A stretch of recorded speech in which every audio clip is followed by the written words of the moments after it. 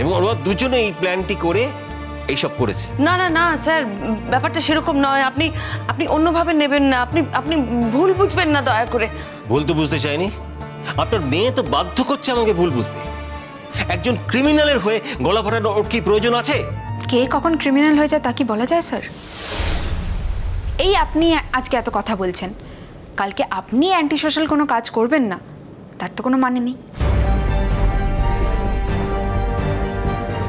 Society ঠিক করে দেয় কোনটা সোশ্যাল আর কোনটা অ্যান্টি সোশ্যাল কাজ, কিন্তু এই নির্বাচনে সোসাইটির যে কোনো সময় ভুল হবে না সে কথাটাও কিন্তু জোর করে বলা যায় না। আর এক্ষেত্রেও তাই হচ্ছে, আপনাদের ভুল হচ্ছে। আপনারা একটা নির্দোষ ছেলেকে দোষী বলে প্রমাণ করার চেষ্টা করছেন, কারণ এটা আপনাদের কাছে খুব সোজা রাস্তা। একটা ছেলে যে ক্ষমতাবান বাড়ির ছেলে নয়, বড়লোক বাড়ির ছেলে নয়, তার কোনো ব্যাকগ্রাউন্ড নেই, তাকে অ্যান্টি সোশ্যাল বলে দাগিয়ে দেওয়াটা তো খুব সোজা, আপনাদের কোনো পরিশ্রম করতে হয় না। বৌদি প্লিজ তুমি কিছু একটা করো, একে তো আটকানোই যাচ্ছে না। কি বলবো গোপালদা, দুদিন আগেও কিন্তু আমার মেয়ে বলেছে যে আমার মায়ের খুনিকে আমি ছেড়ে কথা বলবো না, ছেড়ে দেবো না। দিঠি দুদিনে এমন কি ঘটে গেল রে, তুই একেবারে পাল্টে গেলি। কি ঘটে গেল আমি তো সত্যিই বুঝতে পারছি না। কি এমন দেখলি তুই? আর তুই যদি কিছু দেখেও থাকিস, সেই দেখাটাই তো শেষ কথা নয়। এমনও তো হতে পারে তুই যেটা দেখেছিস সেটা সাজানো, সত্যি নয়। আমি যেটা দেখেছি সেটা কিছুতেই সাজানো হতে পারে না মা। আমি যা দেখেছি, যা শুনেছি সেটা একদম ঠিক, এর মধ্যে কোনো ভুল নেই। ঠিক আছে, আমার দেখা, আমার শোনা আমার কাছে থাক। আর আপনারা ঐতিহ্যকে কোর্টে প্রডিউস করবেন তো করুন, আমি ঐতিহ্যের জামিনের জন্য চেষ্টা করব, আর ঐতিহ্যের হয়ে লড়ার জন্য একজন অনেস্ট লয়ার দেব। দেখি শেষ পর্যন্ত যুদ্ধটা কোথায় গিয়ে দাঁড়ায়। আচ্ছা, আমি শুধু এইটুকুই বলতে এসেছিলাম, তবে আপনার মেয়ের কিন্তু বিপদ কাটছে না। ওকে একটু দেখবেন, এইভাবে একজন অ্যান্টি সোশ্যালের হয়ে গলা ফাটালে ও যে এর মধ্যে জড়িয়ে পড়বে না বা ওকে যে এই র্যাকেটের মধ্যে ঢুকিয়ে দেওয়া হবে না, তার কিন্তু কোনো গ্যারান্টি নেই। চলি। দিদি কি চাস কি তুই? হ্যাঁ, তোর জন্য আমাদের মান সম্মান সমস্ত ধুলোয় মিশে যাক? হ্যাঁ, তুমি এই কথাটা বলো না বাবা, তোমার মুখে মানায় না। কি বলতে চাইছো তুমি? আমি তোমার মান সম্মান শেষ করার অনেক আগেই তুমি নিজের মান সম্মান শেষ করে দিয়েছো। অতএব এখন এই কথাটা বলো না যে আমি তোমার মান সম্মান শেষ করেছি। দিঠি এইসব কথা বলে তুই তোর পাপাকে থামিয়ে দিতে পারিস, তো আমাকে পারবি না। আমারও জানিস তো আজকে মনে হচ্ছে যে আমাদের পরিবারের মান সম্মান নিয়ে তুই আর ছিনিমিনি খেলছিস। আমার জীবনটা নিয়ে কেউ ছিনিমিনি খেলছে মা, আর আমি আমার জীবনটা শক্ত হাতে ধরার চেষ্টা করছি। আর এটা করতে গিয়ে যদি কোনো কোনো ক্ষেত্রে তোমাদের মান সম্মান চলে যায় তাহলে আমার কিছু করার নেই। I am really sorry. Dithi, তোমার জীবনটা শক্ত করে ধরে রাখার মানেই কি ঐতিহ্যর সঙ্গে যোগাযোগ রাখা? একজন নিরপরাধের পাশে থাকা, একজন নিরপরাধ ছেলেকে বাঁচানো, ভিড়ে নিজের গা না ভাসিয়ে নিজের মত প্রতিষ্ঠা করা। অনেক বড় বড় কথা বলতে শিখেছিস তুই। এইটুকু কথা বলার মতো বয়স তো আমার হয়েছে বিষমহাসেই, তোমরা যাই বলো। একদিন তুমি আমার মায়ের জন্য অনেক কিছু করেছো, শুধু আমার মায়ের জন্য কেন, আমার পরিবারের জন্য অনেক করেছো। তাই আজ তোমার মুখের ওপর যে কথাগুলো আমার বলে দেওয়া উচিত ছিল সেটা আমি বলতে পারছি না। সেটা আমার ভদ্রতা, আমার বিবেক। কিন্তু আজীবন কাল আমার এই ভদ্রতা আর বিবেকটা যে আমি ধরে রাখতে পারবো তার তো কোনো মানে নেই পিসেমশাই। আসলে তোমরা যে ক্লাসে বিলং করো সেই ক্লাসের লোকজন ছাড়া অন্য কোনো ক্লাসের লোকজনদের তোমরা মানুষ বলে মনেই করো না, তাই না? তাই কিছুতেই এটা মেনে নিতে পারছো না যে ঐতিহ্য এই কাজটা করেই। একদিন যখন তোমাদের বাড়ির ছেলে যাবজ্জীবন কারাদণ্ডে দণ্ডিত হতে যাচ্ছিল সেদিন তোমরা সবাই মিলে ঝাঁপিয়ে পড়েছিলে, কারণ সে তোমাদের শ্রেণীতে বিলং করে। আজ যখন ঐতিহ্যের ক্ষেত্রে এরমটা ঘটেছে, তখন তোমরা কিছুতেই বিশ্বাস করতে পারছো না, কারণ তোমাদের শ্রেণীর মধ্যে ঐতিহ্য পড়ে না।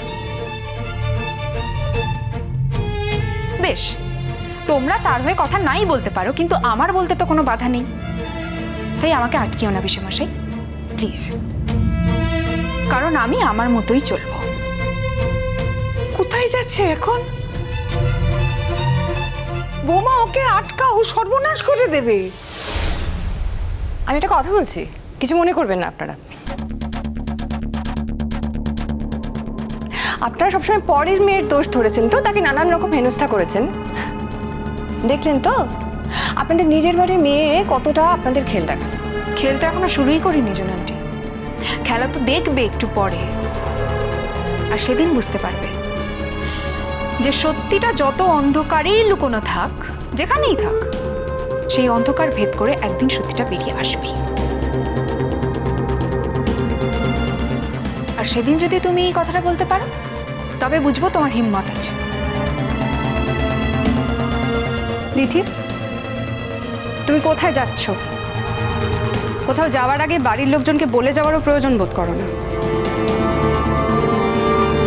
তোমারই মা এই কয়েকদিন আগে এত দুর্যোগ সহ্য করে বাড়িতে ফিরলেন, অলমোস্ট নিজের প্রাণটা ফিরে পেয়ে বাড়ি এলেন, আর তোমার কোনো দায়িত্ব নেই তোমার মায়ের প্রতি, তোমার মাকে সুস্থ করার। আমার মা ভুল করে কাউকে অভিযুক্ত করে তারপর সত্যিটা জানতে পেরে নিজে আত্মগ্লানিতে ভুগুক, সেটা আমি চাই না বৌদি ভাই। তাই আমার এখন যাওয়াটা খুব জরুরি। যাচ্ছ কোথায় তুমি? আমি আর কোথায় যেতে পারি পিসেমশাই? যেই ছেলেটার হয়ে কেউ দাঁড়ানোর নেই, তাকে বাঁচানোর একটা চেষ্টা করতে পারি। লক্ষ্মী মা আমার দিঠি, যাস না, এই সবের মধ্যে নিজেকে তুই জড়াস না। তুই তোর ডাক্তারি, তোর হায়ার এডুকেশন এইসব নিয়ে থাক, এইসবের মধ্যে তুই জড়াস না দিঠি। আমি তোর কাছে হাত জোড় করছি।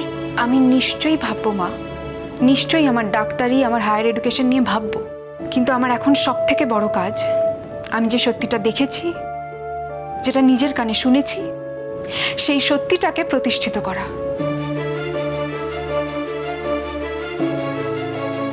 সারা পৃথিবী একদিকে গেলেও আমি অন্যদিকে থাকবো। আর একটা কথা তোমাদের সবার জেনে রাখা দরকার, আমি ঐতিহ্যকে ভালোবাসি বলে আমি এই লড়াইটা করছি তা কিন্তু নয়। ঐতিহ্যের জায়গায় যদি অন্য কেউ থাকতো আর তার ওপর যদি জোর করে অপরাধ চাপিয়ে দেওয়া হতো, তাহলেও কিন্তু আমি এই একই কাজ করতাম। তার মানে তুমি স্বীকার করলে যে তুমি ওই অ্যান্টি সোশ্যাল ছেলেটাকেই ভালোবাসো, তাই না? কেন? তোমরা আগে কেউ এই কথাটা জানতে না? হ্যাঁ, আমার ওর ওপর সংশয় হয়েছিল, আর যখন সংশয় হয়েছিল তখন আমি আক্ষেপ করেছিলাম যে আমি ওকে ভালোবেসেছিলাম। আজ আমি বুঝতে পেরেছি যে আমার ভালোবাসাকে ও কোথাও ছোট করেনি, কোথাও মলিন করেনি, বরং নিজে মলিন হয়েছে, নিজে ছোট হয়েছে, নিজে অন্ধকারের দিকে চলে যাচ্ছে, শুধুমাত্র আমাকে ভালোবেসে। ও জীবনে অনেক কিছু পায়নি, ওই কাজটা করতে পারে। আর আমি তো জীবনে এত কিছু পেয়েছি, এত কিছু পেয়েও আমি ওর পাশে দাঁড়াতে পারবো না, তা কি হয়? আমাকে এখন ঐতিহ্যের ব্যাপারে ছুটোছুটি করতে হবে না। আর তুমি তো জানো তোমার মেয়েকে, এই কাজটা আমি করবই। তোমরা ছোটদা ভাইয়ের বিয়েতে আনন্দ করার অনেক লোক পাবে। তোমরা সবাই ছোটদা ভাইয়ের বিয়েতে মন খুলে আনন্দ করো। আমার জীবনে যখন আনন্দ করার দিন আসবে, তখন আমিও আনন্দ করব। মন খারাপ করো না মা, আমি যাতায়াতের মধ্যে থাকবো। আমার তো এখন কম কাজ নয় মা, ডাক্তারি করতে হবে, টাকা পয়সা জোগাড় করতে হবে, ঐতিহ্যের জামিনের জন্য ব্যবস্থা করতে হবে, লয়ার ঠিক করতে হবে, আর কোর্টে সওয়ালের সময় আমাকে প্রত্যেক দিন উপস্থিত থাকতে হবে। তাই ছোটদা ভাইয়ের বিয়েতে আনন্দ করার উপায় আমার আর রইল না মা, কিছু মনে করো না। আমার এই দুর্যোগটা যখন আমার একারই দুর্যোগ, তখন আমাকে একাই সামলাতে হবে। তোমরা সবাই মিলে বরং ছোটদা ভাইয়ের বিয়েতে খুব আনন্দ করো। আসছি।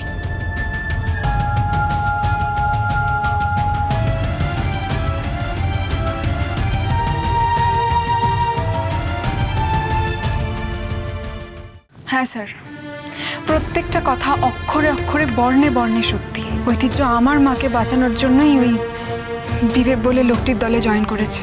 কিচ্ছু চিন্তা করবেন না, আমি আজকেই দেখছি। স্যার এই জামিনটা ভীষণ দরকার স্যার।